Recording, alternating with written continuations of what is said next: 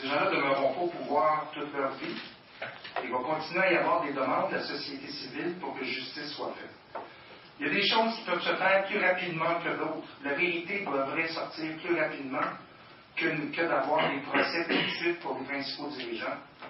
Il faut savoir doser nos interventions. Il faut être patient. Comme je vous ai dit, il n'y a aucune société actuellement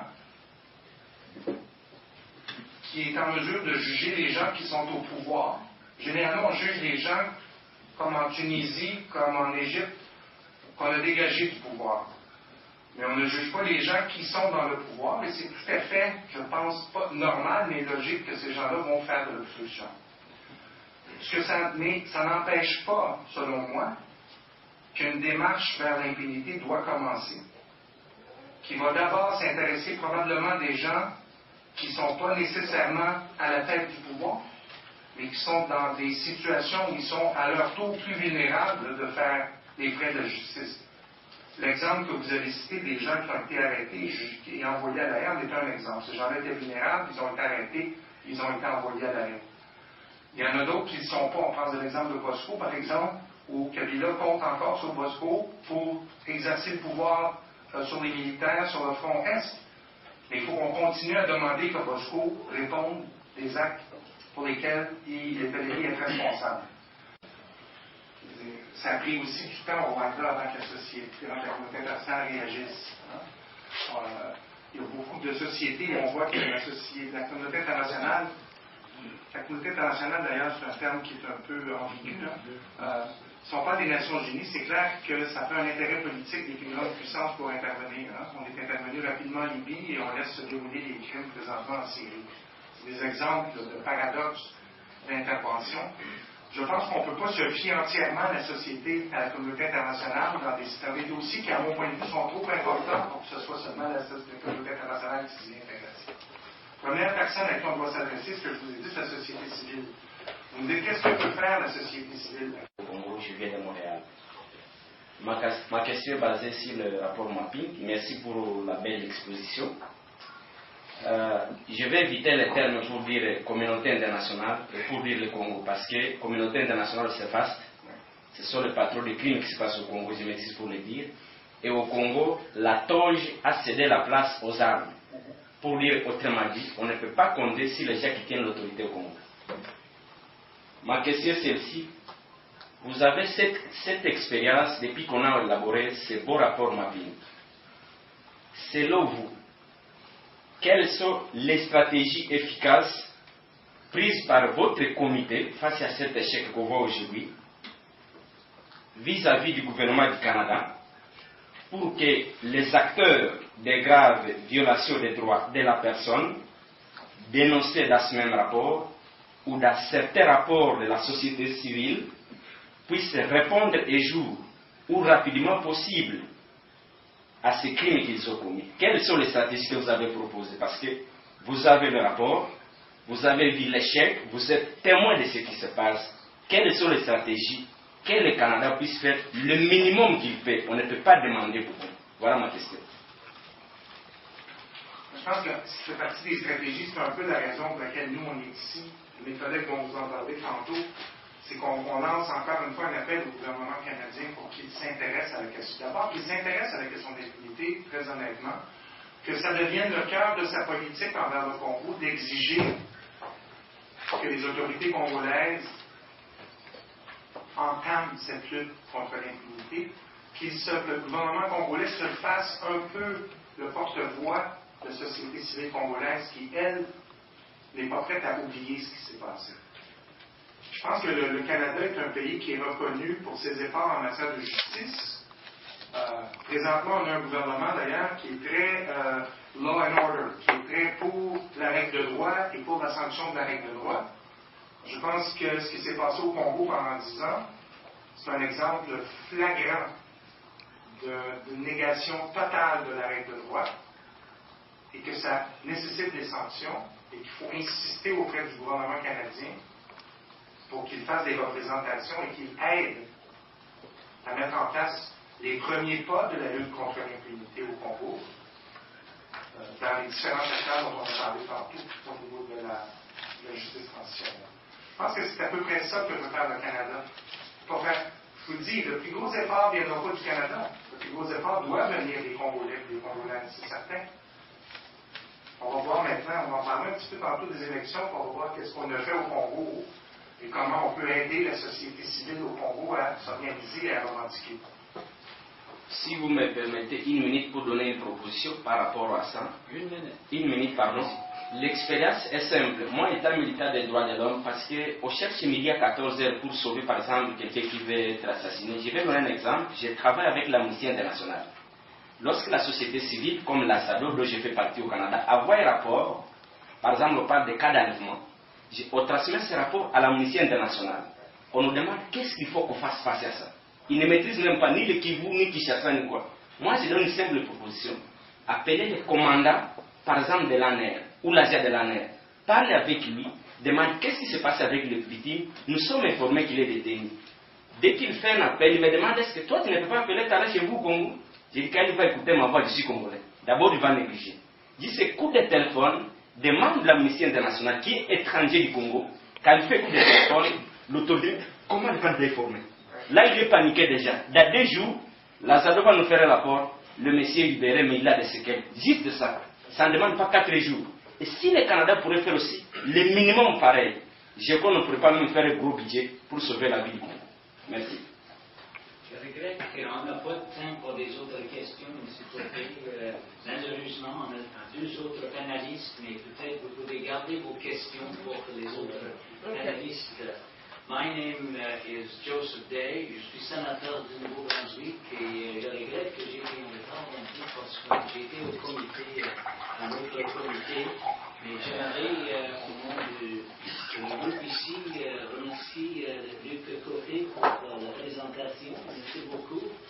Et on va continuer maintenant avec Serge Blais. Monsieur Serge Blais est chargé de programme Afrique à développement EP et de travailler avec des organisations de la société civile du Congo. Et il a visité régulièrement des pays 3 ou 4 fois par année depuis 1993. Il a aussi demeuré, resté au Congo pour 5 ans. Monsieur Serge Blais. Merci. Je vais tenter de faire le lien entre la situation actuelle et la situation que Luc a décrite. Mais on s'est concerté avant de venir ici et en fait avant de s'adresser au gouvernement canadien pour apporter des suggestions ou des pistes de travail pour le gouvernement canadien par rapport à des enjeux, à des réalités qui existent, qui persistent au Congo. Et on a voulu partir la discussion vraiment à partir de rapport mapping qui présente de façon magistrale l'ampleur de crimes qui ont été perpétrés au Congo et qui jusqu'à aujourd'hui sont restés sans aucune action, d'aucune sorte. On peut comprendre ce qui se passe aujourd'hui en réfléchissant à ce qui ne s'est pas passé face à tous ces crimes. C'est-à-dire qu'on a instauré un règne de l'impunité qui va connoter, colorer toutes les décisions qui sont prises maintenant. Et on pense que quand on s'adresse au gouvernement canadien d'aujourd'hui, on doit rappeler que tous les engagements qui sont pris, il y a plusieurs engagements du gouvernement canadien. Tout à l'heure, on était avec des gens du ministère des Affaires étrangères qui nous ont dit que depuis 2006, depuis la première élection en 2006, le gouvernement canadien a consacré 350 millions de dollars au Congo. C'est quand même pas petit. Alors, quels sont les résultats de ces engagements si on ne prend pas en compte cette question fondamentale d'impunité? Ce qui a été décrit dans le rapport mapping entre 1993 et 2003, bon, ça s'arrête au moment où il y a un gouvernement de transition. Un gouvernement de transition, après le dialogue intercongolais, qui est mis en place pour préparer des élections, pour amener un gouvernement légitime. À ce moment-là, le gouvernement canadien appuie la mission de paix qui est là-bas. Elle fait partie du comité international d'appui à la transition, donne des appuis à des ministères pour renforcer les capacités, mais aussi donne des appuis significatifs aux organisations de la société civile. Développement un peu, on travaille avec des organisations de la société civile. Merci beaucoup.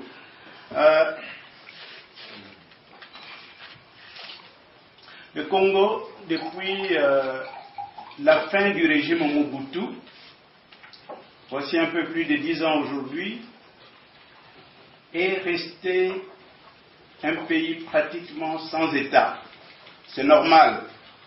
Un régime venait de partir, avec toutes ses institutions d'ailleurs, et on a eu recours à la communauté internationale, entre guillemets, on a eu recours plus spécialement à l'Organisation des Nations Unies pour rétablir l'État du Congo, c'est normal, pour aider la société civile du Congo à rétablir son État. Donc, qu'on dise aujourd'hui que la société civile a la grande responsabilité dans le rétablissement de son État, dans le rétablissement d'un régime de transition ou dans le processus électoral, je pense que c'est un peu déplacer les choses. La façon sincère de voir les choses, c'est qu'il y a là une force des Nations Unies de plus de 20 000 personnes, dont plus de 16 000 sont des militaires, avec la grande responsabilité depuis plus de 10 ans, non seulement de sécuriser les civils, mais aussi de rétablir les institutions d'État.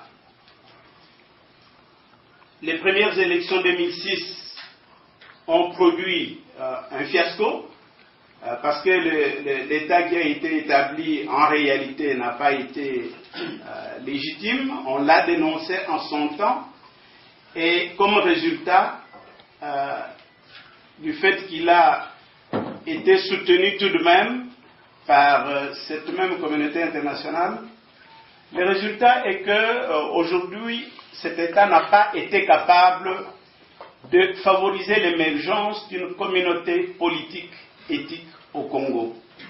Or, sans cette communauté politique, il n'y a pas on ne peut pas espérer avoir une société civile efficace.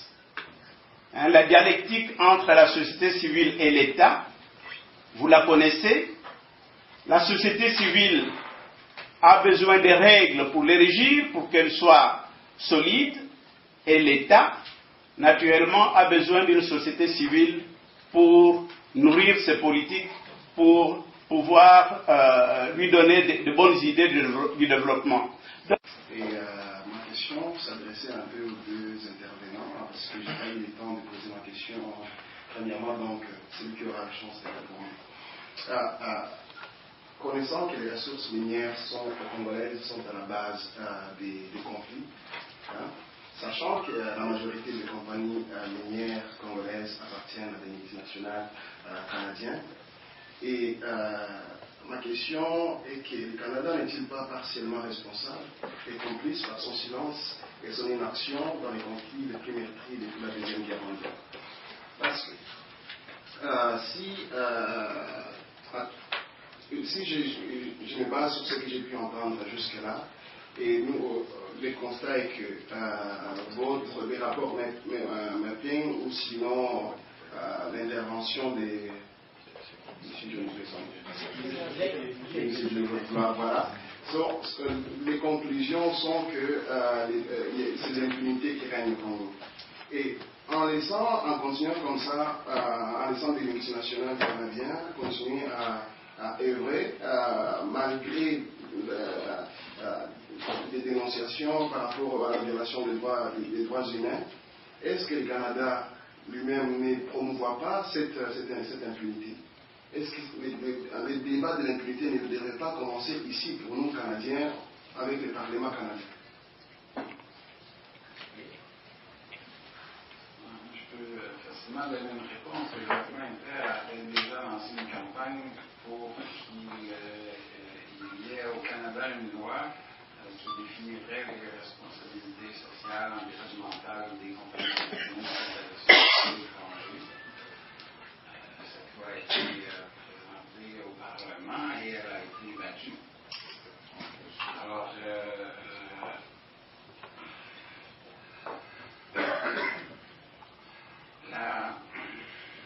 la mise en valeur des ressources du Congo pour le développement des Congolais, c'est probablement d'abord l'affaire des Congolais, de mettre en place un cadre réglementaire juridique qui va imposer un certain nombre de règles aux étrangers qui voudront bien venir.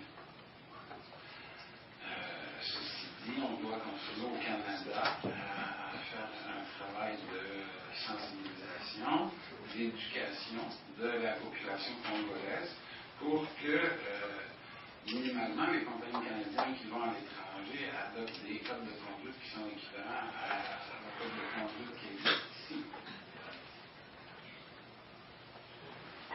Alors, une question ici. Question ici. Mon nom c'est Bertrand Mukunda, je suis d'Ottawa. En fait, ma question s'adresse aux deux et c'est en même temps un commentaire. Vous vous êtes adressé à nous comme citoyens canadiens, pour la plupart ici, d'origine congolaise. Dans presque les deux interventions, on est arrivé à la conclusion que tout ce qui se passe au Congo, c'est à cause de l'impunité. Partant des élections qui viennent de se passer, je pense que M. Blais a fait un commentaire assez discret. Et partant aussi de ce que Maître Côté a dit à propos du rapport Mapping, quand il y a deux témoignages indépendants qui concluent de la même façon sur un sujet donné, il y a toute une présomption qui tend vers la confirmation de ces affirmations. On sait que les élections de 2011 sont passées dans un climat chaotique et malgré cela, il y a eu des tendances qui sont dégagées.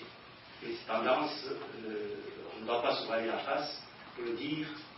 M. Tshisekedi a été publicité à partir de la base, M. Blais pourrait le contredire, gagnant ces élections. Quand on part juste de la composition de l'Assemblée nationale, avec moins de 1/5 des députés réélus, on peut se demander, ces députés qui étaient majoritairement de la mouvance présidentielle, on peut se demander d'où cette mouvance présidentielle pourrait tirer aujourd'hui sa majorité. Et c'est qui va confirmer encore la présomption jusque-là que les élections, malgré ce chaos, ont publicité M. Étienne Tshisekedi comme président élu. Qu'est-ce que le Parlement canadien entend faire face à ces accusations et surtout face à cette présomption? Merci.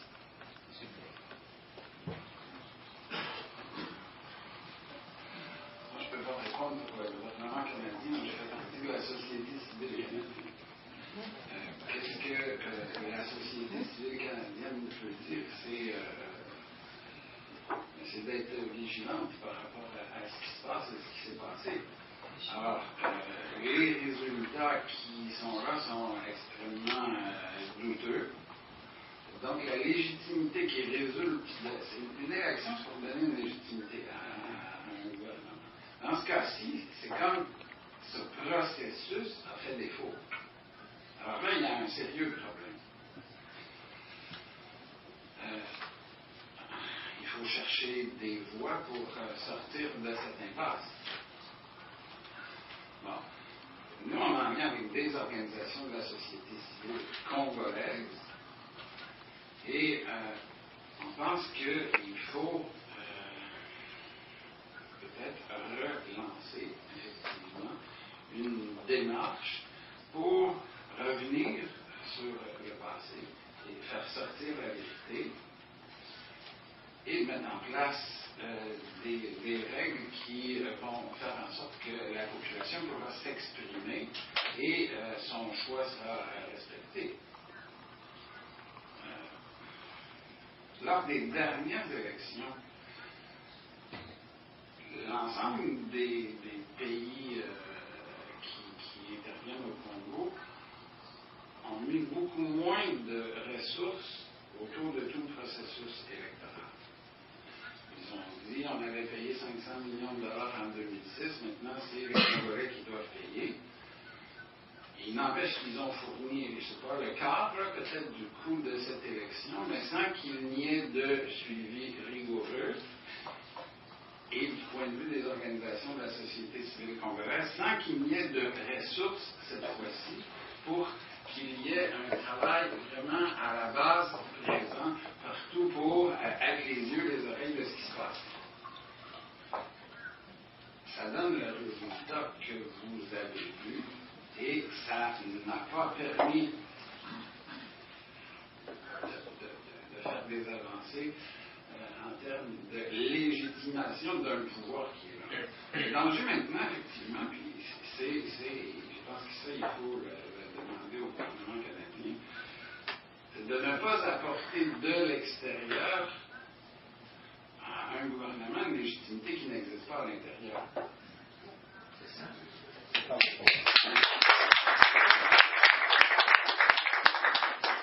Obligé, si on peut dire, le gouvernement Congo à Toronto, de privatiser la Gécamine et de privatiser l'ensemble des sociétés d'État minières. Dans un climat, 95, 96, 97, tout à fait délétère et tout à fait conflictuel. Il y a eu donc, et c'est là que les entreprises minières y sont allées. Pas toutes, pas n'importe lesquelles. Les compagnies minières qui ont décidé de prendre des risques qui ont profité.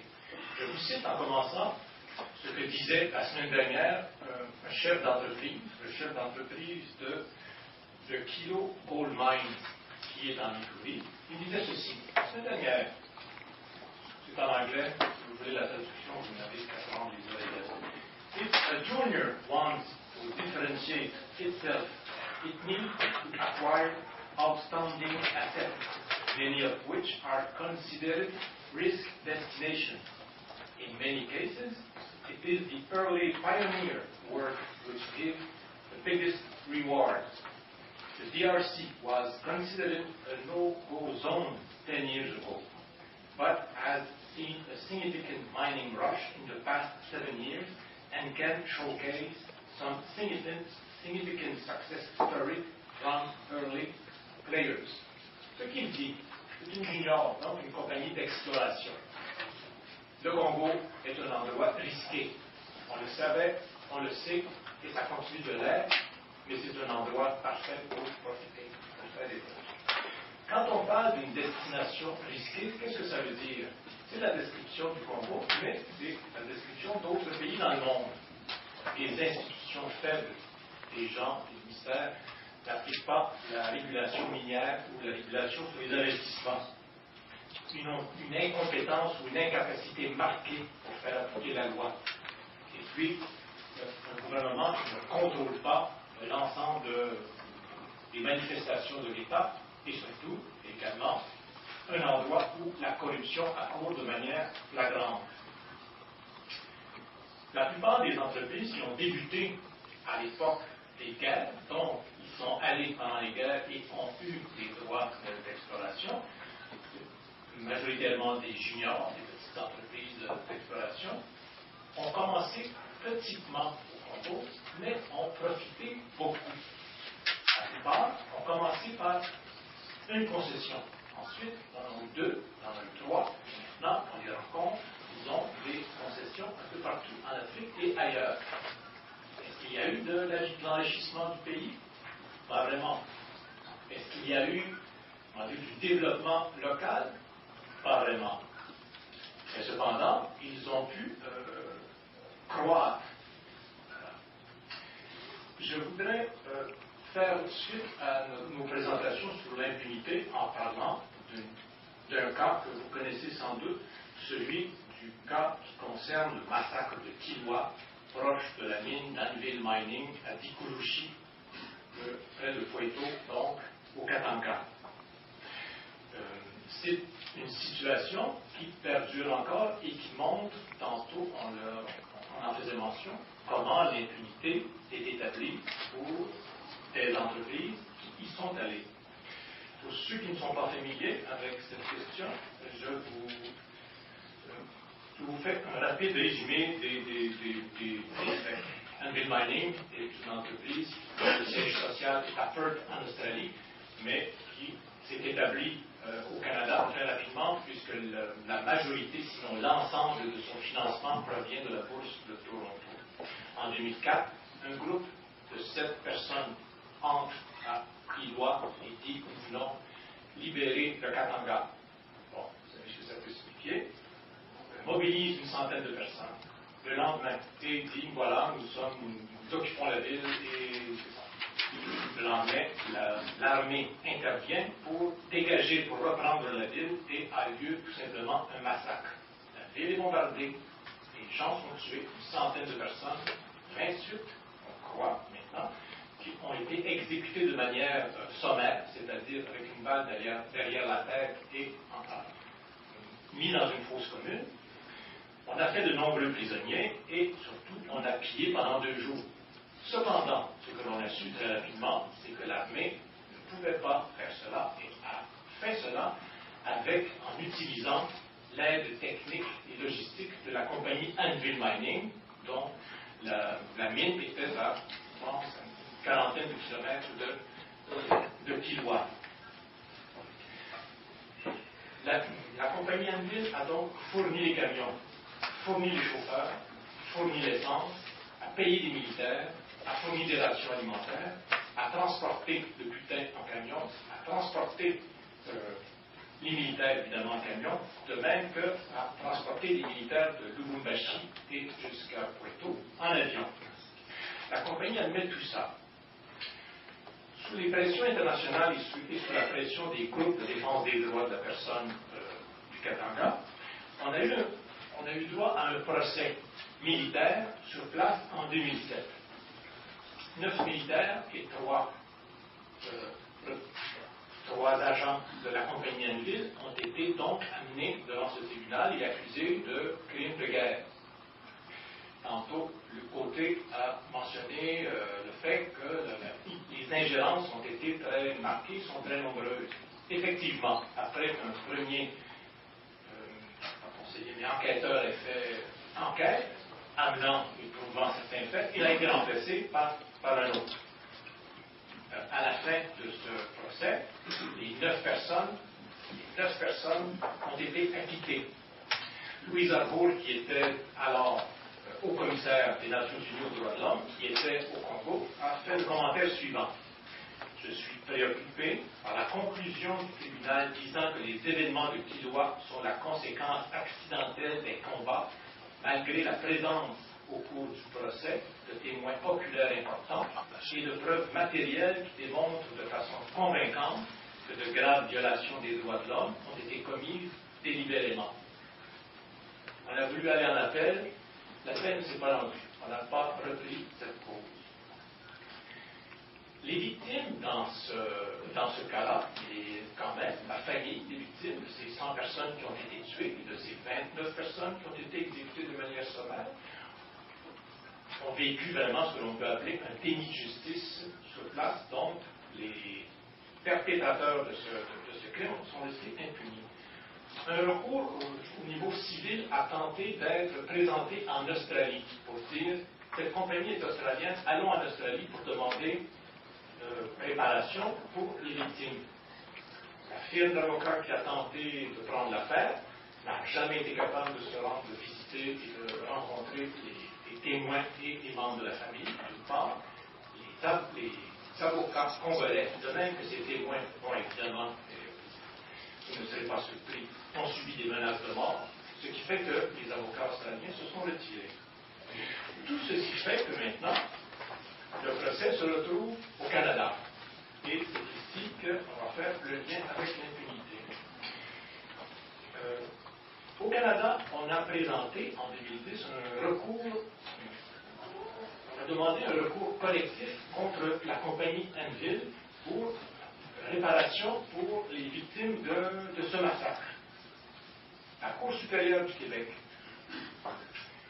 en janvier 2011, a donné raison aux représentants des familles des victimes, ce qui était quelque chose d'assez extraordinaire, c'est-à-dire une juridiction étrangère a dit oui, nous pouvons juger de cette cause ici, même si ça s'est produit à l'étranger. La compagnie Enville est allée en appel. Le jugement d'appel a été rendu à l'automne dernier et a dit non, vous ne pouvez pas faire ça, le Québec n'est pas le lieu approprié. Que les gens aillent en Australie ou retournent au Congo, on y fera des procès aussi qui sont compétents. Cependant, l'association des victimes, dont l'André fait partie comme groupe supporteur, a décidé de porter l'affaire en Cour suprême. L'appel sera donc présenté en Cour suprême la semaine prochaine. C'est donc un cas important qui nous montre qu'au niveau international, les entreprises, comme la compagnie Enville, prennent des risques, mais a des assurances pour ces risques. La compagnie Enville avait contracté et avait obtenu auprès de la Banque mondiale une assurance contre les risques économiques et politiques pour ses investissements. Cependant, les victimes, comme on le voit, n'ont aucune assurance et n'ont aucun lieu pour demander justice. C'est là où l'on voit qu'il y a un vide international important. Tantôt, on demandait qu'est-ce qu'il fallait faire. On a parlé du projet de loi C-300, mais qui a été battu, qui a été empêché, mais la solution reste la même, qui est combattue avec acharnement par le secteur minier international en disant vous ne ferez pas, vous n'amènerez pas des plaintes dans nos pays. Cependant, c'est la voie de l'avenir, c'est la voie de la justice. Et c'est une chance que l'on pourra obtenir si la Cour suprême accorde le recours collectif. On entendra pour une première fois une cause à l'étranger d'exaction, de violation des droits de la personne, de crimes de guerre, dans un pays étranger et ici même au Canada. J'avais dit. Merci beaucoup.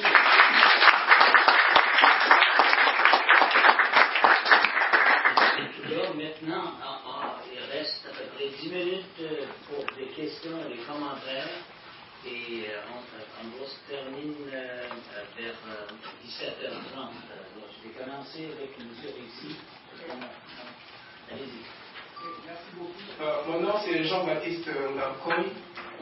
Je reviens du Canada, du Congo, il y a à peine une semaine, où j'ai été candidat aux élections législatives pour le compte de l'UDPS. Et je vous remercie pour parler de la cause du Congo. Et il y a beaucoup de choses qui se bousculent dans ma tête quand je pense à ce qui se passe réellement dans ce pays-là. Monsieur Touga, vous avez fait une belle illustration en parlant du cas Enville Mining. Mais je vous informe que M. Katouba Mwanké, qui était le cerveau moteur de cette affaire-là, est mort dans un crash d'avion il y a un mois à peu près. Ce qui veut dire que la justice de Dieu commence à s'établir dans ces pays-là. Aujourd'hui, je peux vous parler comme un Congolais de l'intérieur, puisque j'ai vécu à l'intérieur du Congo pendant plus d'un mois, dans des conditions extrêmes, dans un pays qui est assis sur une richesse immense. Et quand je voyais ces gens-là, comment ils vivaient, et que moi je vivais au Canada dans de conditions, je me suis dit non, c'est injuste. C'est vraiment injuste et je ne sais pas jusqu'à quand nous allons continuer à tenir des meetings pareils pour parler de quelque chose qui ne change pas. Ça fait des années et des années qu'on parle de la cause du Congo, mais moi je crois qu'il est temps. Essayer de faire quelque chose, c'est de la démission. Et c'est ça la position de la communauté internationale. Ils savent ce qui se passe dans ces pays-là, ils voient, mais ils sont complices. Il faut faire quelque chose maintenant. L'heure n'est plus aux conférences, aux réunions, c'est fini. La position de la population congolaise est claire. Ils sont fatigués. Ils sont fatigués de cette fameuse communauté internationale. Ils sont fatigués de tous ces gens qui parlent du Congo sans pour autant faire quelque chose de concret. La société congolaise, la société civile congolaise travaille beaucoup. Et je peux vous assurer que la population congolaise aujourd'hui est éveillée. C'est vrai, il y a encore des choses à faire. Mais aujourd'hui, le Congolais est conscient. Pendant la campagne électorale, tout le temps, on nous posait la question, mais vous venez pour qu'on passe encore dans des élections, est-ce qu'on ne va pas encore nous voler notre élection? Est-ce que ces gens-là qui, vous avez été voir, ces gens-là qui mettent les gens au pouvoir, puisque les Congolais aujourd'hui savent que c'est pas leur élection, c'est pas leur chef qui va faire que la situation de ces pays-là change. C'est la communauté internationale qui impose des dirigeants au Congo. Et le Canada fait partie de cette communauté internationale. Je crois qu'il est temps que vous disiez au gouvernement du Canada que le peuple congolais a compris que si eux, ils ne peuvent pas aider le peuple congolais va s'entraider. Mais il va considérer le Canada aussi comme ces gens-là qui ont abandonné le peuple congolais. Je ne sais pas, peut-être je vais perdre le fil de mes idées. Je préfère m'arrêter là. Et merci. Merci beaucoup.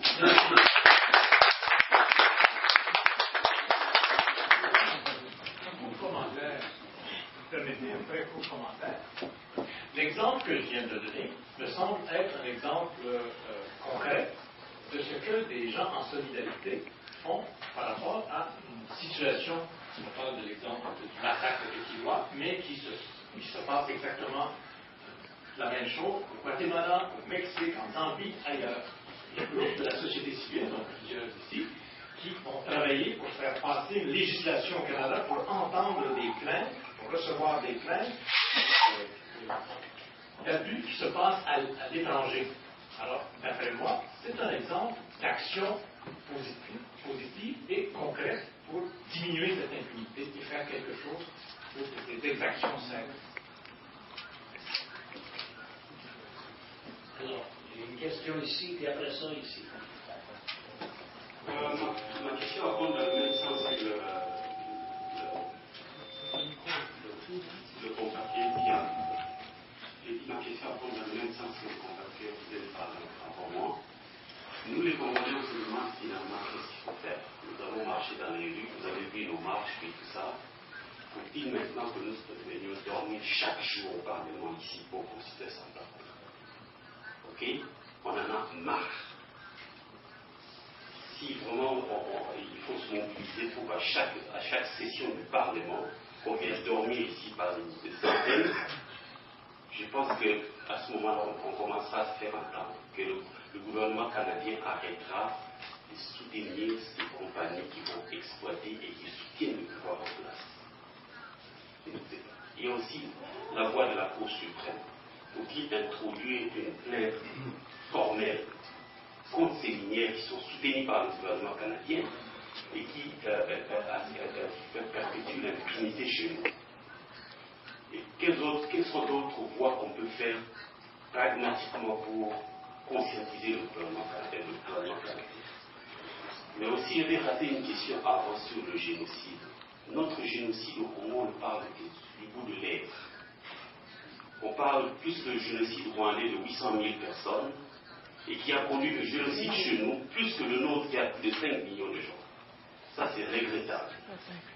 Il faudrait une déclaration internationale reconnaissant ce génocide et publiquement qu'on commence à en parler comme on parle du génocide rwandais, le génocide juif et le génocide arménien et autres.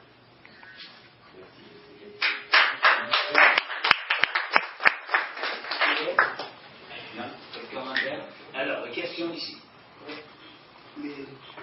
Bonjour, mon nom est Jean-Claude. Monsieur Touba et membre du groupe de recherche sur les activités minières, a collé l'étiquette, ou plutôt le qualificatif de superpuissance au Canada. Donc, il sait ce qu'il dit, il ne s'est pas trompé. Et donc, rien qu'à travers le cadre en ville manie, nous venons de découvrir que c'est la dimension économique qui semble dicter la conduite des acteurs impliqués dans la tragédie congolaise. Ma question est la suivante. Le Canada soutient-il, oui ou non, ce que ces entreprises sont en train de faire au Congo et qui sont contraires aux valeurs canadiennes? Si non, qu'est-ce qu'il fait pour les en empêcher? On n'a pas la motion qui, par exemple, il soutient. Si je peux répondre très succinctement, déjà, dans un comité du Parlement en 2005, on demandait au gouvernement canadien de légiférer pour des comportements des compagnies minières à l'étranger. La réponse du ministère, du gouvernement, qui est toujours valable, même au niveau international, puisqu'il y a une mobilisation assez large des groupes de la société civile pour faire changer cela, est la suivante. Nous ne voulons pas, nous ne pouvons pas intervenir sur des comportements qui ont lieu à l'étranger. Ce sont les pays étrangers à s'occuper de leurs droits. Comme nous ne voulons pas que les pays de l'étranger viennent légiférer chez nous, viennent s'occuper de nos affaires. On veut faire changer ça, et c'est vraiment très difficile. C'est la base de la souveraineté nationale, employée massivement en Afrique. Alors, c'est la dernière question à Madame ici. Oui, merci beaucoup. Mon nom c'est Dorothée. Il y a quelques temps, je viens de Toronto. J'aimerais peut-être paraphraser ce que j'ai compris ce soir, parce que c'est une conférence, j'étais tellement excitée d'être là ce soir. Selon ce que j'ai compris ce soir, c'est que vous avez parlé de la communauté internationale qui s'intéresse plutôt de la situation au Congo. Vous avez parlé de la justice transitionnelle qui pourra prendre au-delà de 30 ans. Vous avez parlé de tueries et génocides et toutes sortes de choses qui se passent présentement au Congo. Une petite inquiétude, qui est une grande inquiétude peut-être par rapport à tous ceux qui sont avec moi ici, c'est on sait qu'il y a une situation, on sait qu'on tue des gens, il y a beaucoup de crimes qui se sont passés, mais la génocide peut-être pourra éclater un jour. La communauté internationale attend pour aller intervenir quand il y aura la génocide, parce que présentement, ils sont désintéressés. Ma question est comme ceci. Quel est le but de cette conférence ce soir? Parce que moi, je viens de Toronto, je me suis déplacée en me disant que peut-être je pourrais avoir une stratégie que je transmettrai aux autres pour défendre la situation au Congo. Et qu'est-ce que le gouvernement canadien attend ou attend, par exemple, pour organiser cette conférence? En organisant cette conférence, qu'est-ce que le gouvernement attend? Surtout qu'il y a eu le projet de loi 300 qui a été défait par le Parlement. Quel est le but de la conférence si on ne peut pas aider le Congo? Je peux répondre puisque c'est moi qui ai demandé depuis 1 an et demi à rencontrer le groupe multipartite pour lutter contre les crimes de génocide et autres crimes contre l'humanité. Notre objectif était de sensibiliser les parlementaires qui se préoccupent spécifiquement sur les questions de crimes de guerre et crimes de génocide. Bon, nous voulions, et nous voulons toujours, non seulement les sensibiliser, mais leur présenter une série de recommandations qu'ils puissent porter au sein du Parlement. Bon, normalement, dans les premières demandes, normalement, il ne devait y avoir que des parlementaires. C'est la décision du groupe d'ouvrir largement cette conférence. C'est ça.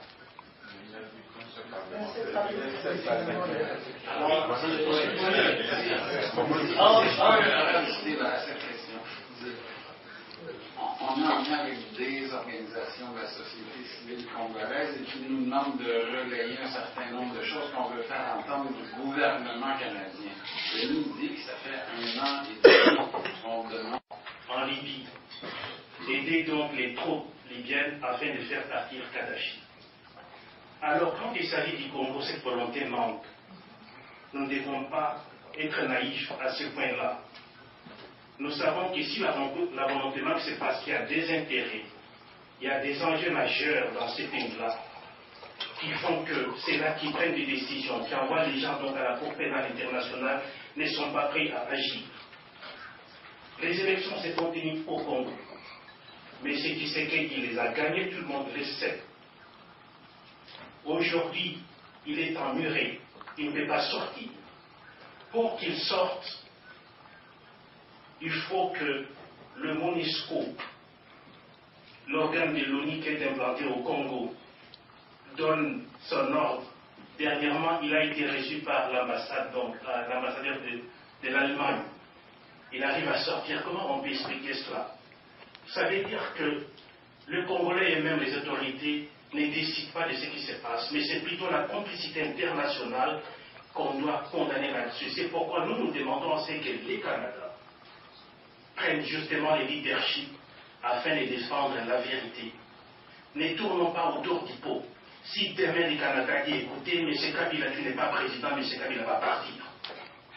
Merci, j'en ai fini. Ok, commandant Namoni na conférence, n'a habité bien impression les années. Bon, en tout cas, conférence c'est l'équipe très bien, pour dire vrai, et l'équipe bien, Namoni majorité na salle ba conférencier et Zalaki biso ba congolais. Par rapport au ndenge tokanisa qui vous allez plus l'étranger, mais tout ça c'est de la violence de façon qui est tout dominé la salle, qui est reçu vraiment monsieur le Christ. Mais sauf que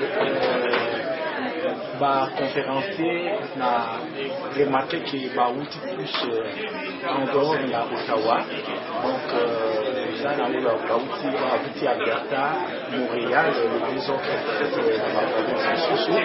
Alors, biso que notre canisa dit que député na biso, sénateur na biso ya Ottawa awa bako assister biso pe bako zana biso na conférence oyo. Malheureusement, tout le monde va voter.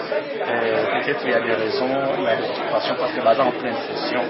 Mais dans l'ensemble, l'équipe vient, mais tout n'est tout n'ami, mais sauf que tant et ça dit sommabe, moi et bisson surtout tout n'ami tout n'a ou tout là qui n'a pas, ils allaient que vous voyez dit tout ça n'a pas qu'à loi, tant il faut que respecter à vous. Donc, pour nous excuser, commandant Monique, la conférence elle est bien. Donc, Moutango Azalaki, côté la congolais ou bien côté la collaborateur, Ayebi le côté ou Azali na ignorance à Mamuzo le na Congo. Bon, bah présenter le côté ignorance, selon Gaï, baza conscient. La situation de Congo sur le plan gouvernemental, quand même dans le début de l'introduction, on va reconnaître que le gouvernement est en place, il y a le gouvernement où il y a des génocidaires, il y a des criminels, il y a des gangsters, il y a des polices, ça n'a pas de reconnaître que les bateaux, il y a qui va s'aligner des crimes, mais les lots bangouana des généraux, bangouana des ministres et ainsi de suite. Là, il faut reconnaître mais sauf que le message dans les années que Kamba Congo et qu'on doit attendre, malgré tout ce qu'on est en train de faire, et qu'on doit attendre pour des façons que tout vraiment la solution sur le plan international il n'a pas été Kamba Congo. Donc, en quelque sorte, c'est ça. Et puis, nakanisi na suka awa moko conférencier organisateur présenter comme ça affection na bango na bikambo etali Congo. Donc alobi peut-être nazali congolais par rapport à mon travail travaux na juste ça pour la Congo. En tout cas, je suis du sang vraiment congolais. Donc, vraiment, tout le monde a l'action de Bazali touché dans le Congo, mais quelque part, va condamner le gouvernement, va présenter par les grains à Bango, que vraiment, le gouvernement a assisté à Bango, et puis, ils ont pensé que peut-être le gouvernement pour mandater que 2 ou 3 personnes qu'on va assister à la conférence, mais malheureusement non. Donc, on va présenter les grains à Bango, mais dans l'ensemble, vraiment, on est satisfait quand même moi, ma message au Awa. Donc c'est ça. Commandant, il y aura une conférence pour apporter quelque chose pour le Congo ou pour la lutte dans Bissau. Bon, en tout cas, je pense que nous sommes au Salama. Il y a effort au Bissau congolais, tout ça pour ça. Donc, marche, contact, télémanite, biso bakomi rouge na Canada, mini pour télémi, na quand c'est ça pour na bateau, baso na profiter par le baquet, non, marche, ça n'a pas participé, tout ça est le côté, mais où est-ce il y a marche, tout ça. Ni tété marche, ni tété bateau, baza pour comment, ni le bas. Je ne pense pas qu'il y ait le pour ça là. Donc, ça les gars qui faut pas répondre à ce que non, tozo mona, petoyedi, petozo le capole la nabino. Donc, c'est ça. Mais est-ce que Général Dallaire n'est pas à la guerre? Namoni Général Dallaire, c'est ça vraiment mon regret. Namoni était lié indépendant au point parce qu'il y a représenté la situation de génocide na niveau à Parlement. Malheureusement, il y a des gens congolais qui ont pointé le doigt. Et je pense que tout s'est préparé en fonction de la Calico, la prochaine marche pour ça, pour tout dénoncer. Parce que si on est dans les Rwandais, en tout cas, nous avons ça là tout.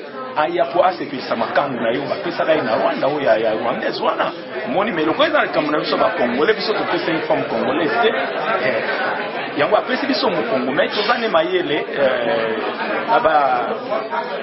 ba événement to organisé prochainement d'ici été la kanise akozala dénoncer aux frères canadiens ba yeba musala ni azosala mais peut-être kozala ayebi na moté ayebi une situation au zoleka na Congo te yango amonaki tina moko taya mais nga na yebi kakimi soki moto azoloba likambo ya génocide na kati ya parlement awa toza na kati ya sale toza na kati ya sale ya parlement na kati ya Ottawa toza na capitale fédérale awa toza na kati ya sale na kati ya édifice na kati vraiment édifice voilà je m'excuse toza na kati ya édifice ya parlement donc place de conférence électorale comment d'aller à Koyeba à d'aller informer mais quelque part qui va congolais pas éviter que anga ozwa moto na yeba awa donc bon neni yo poser question te quoi bon toi tu me ça fait nicolo faut te poser mais faute de temps pointer ou quoi pointer bon c'est obligatoirement des missions sur l'état vous avez la question mais vous avez eu chance à poser la question ça va congolais donc je pense que bon na été ce moins ali au pousse na sur rose moi chance au poser moi la bonne question là quoi amoni bazo sur je pense que idée d'ali malamu que ça n'a pas wana na ça na pour bonjour. Vraiment un grand merci pour la conférence. Vraiment, nous sommes très contents de votre assistance parce que ça, s'il faut dire vrai, vous nous avez assisté, vous avez assisté les Congolais. Moi, je suis de la Parico, Alliance de la Fondation du Congo. Alors, vous venez du Congo, chose vraiment qui nous a activés, très important pour nous, les Canadiens d'origine congolaise. Juste une question par rapport à ce que vous venez de dire là. Parce que le monsieur qui est à la tête du pays, qu'on appelle Kabila, est-ce que vous avez eu des échos qui est un étranger et celui qui s'appelle Kanandé? Est-ce que vous avez au moins de telles informations? Mais je parle de Kabila, mais juste si vous poser la question dans mon travail. C'est pas une question parce que vous êtes conscient que le Congo est occupé, donc le Congo il est occupé par les étrangers. Donc parmi les gens qui dirigent le Congo, il y a des vrais Congolais, il y a des étrangers, des pays voisins qui sont là, on les a donné des postes, ils ont pris des postes, donc ce ne sont pas des vrais Congolais. Alors vous étiez sur le terrain et vous avez approché les Congolais, voilà pourquoi nous autres on voulait au moins savoir ça. Avec tout ce que vous faites ici, vous faites pour le Congo, si vous êtes vraiment il y a vraiment des problèmes d'éducation. Par rapport aux problèmes d'éducation, effectivement, c'est bien sûr qu'il y a eu la guerre d'agression. Je suis d'accord avec vous de dire également qu'il y a une menace. Surtout à partir de cette déclaration du président avant le déclenchement de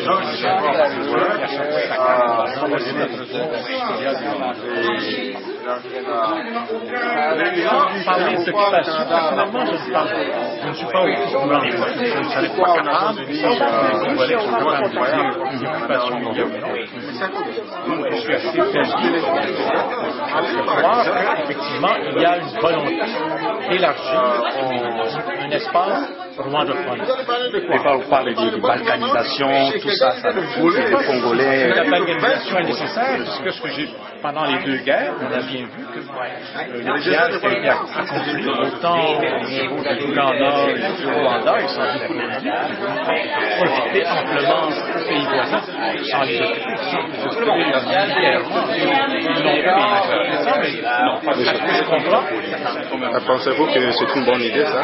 Mais non, si on parle ici, par exemple, je suis québécois, il y a eu, à la fin du 19e siècle, 1 million de Québécois qui sont allés s'installer aux États-Unis. Au Massachusetts, dans ces régions-là. Ils n'ont pas envahi les États-Unis, ils ont migré, ils sont allés chercher ça. C'est la manière, je pense, tout à fait... Il n'y aura plus aucune compagnie canadienne en Chine. D'immigrer. Si les gens trouvent que leur bien-être sera mieux établi à l'étranger, s'ils décident d'émigrer, je pense qu'il faut le faire selon les lois. Vous pensez retourner encore au Congo Si je peux trouver les moyens, c'est vraiment très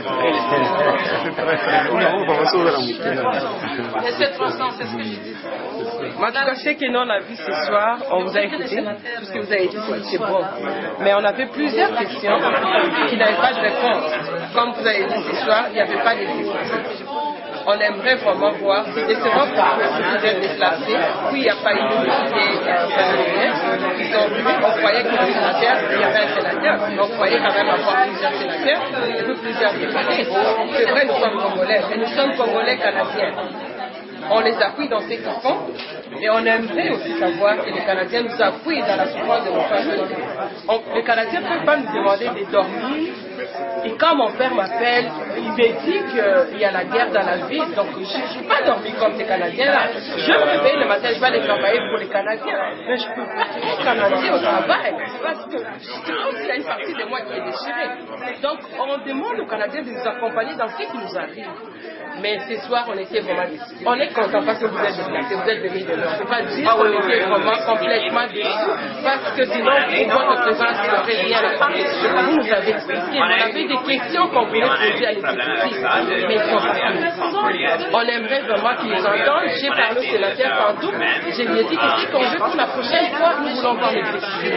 Nous voulons qu'ils viennent nous entendre, parce que nous sommes des Canadiens, nous sommes des Congolais, mais nous sommes des Canadiens congolais.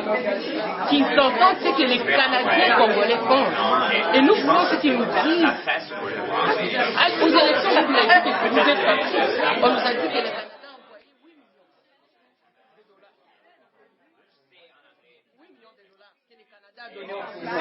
mais si moi je donne l'argent à mon enfant d'aller à l'école, s'il échoue, je m'attends à ce qu'il me donne des explications.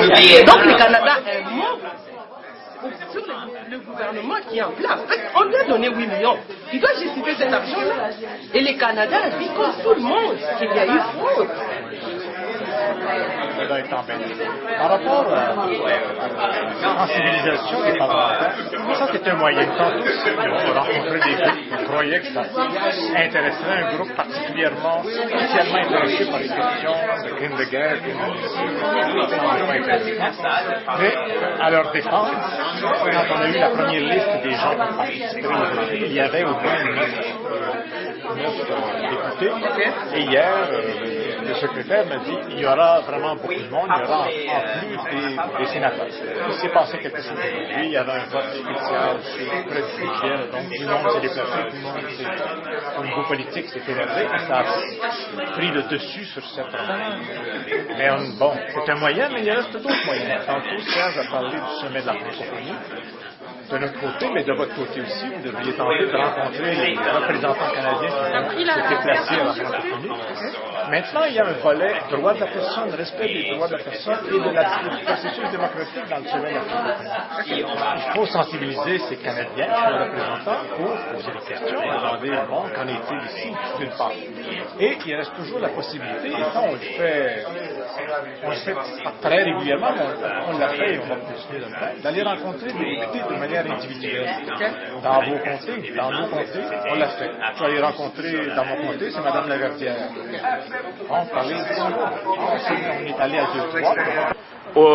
Nakanti tokomona ba image wana me yo moko oyo zubi lili po na kati pende édifice à parlement de la kati ya capitale fédérale ndenge yo moko lobaka ya Ottawa olobi nini na oyo vraiment biso nga en tant que non congolais naza toujours proche à l'écoute ya makambo ezoleka mboka nanga donc nakotika te place bazobeta lisolo mboka nanga mpona sala mpona totala soki toyaki mpena tokunga vraiment personnellement nayaki mpona tala so babilongi nini ezali na kati so eza babilongi na ngai congolais to babilongi po bainfiltre mpe bakoma bakota tro nayaki mpena natala bilongi nini mpe nayoka masoni balinga babetela biso mais tomoni kaka c'est décevant basénateur ebele baparlementaire ebele bayaki te bamisusu bazoya bazoki kaka ke bayibaki bazokima mais vraiment ezalaki bien tomoni équipe mobimba ezalaki les commandants azalaki bamo tomonaki vie nanga songo gisongo mulele bazalaki wana tout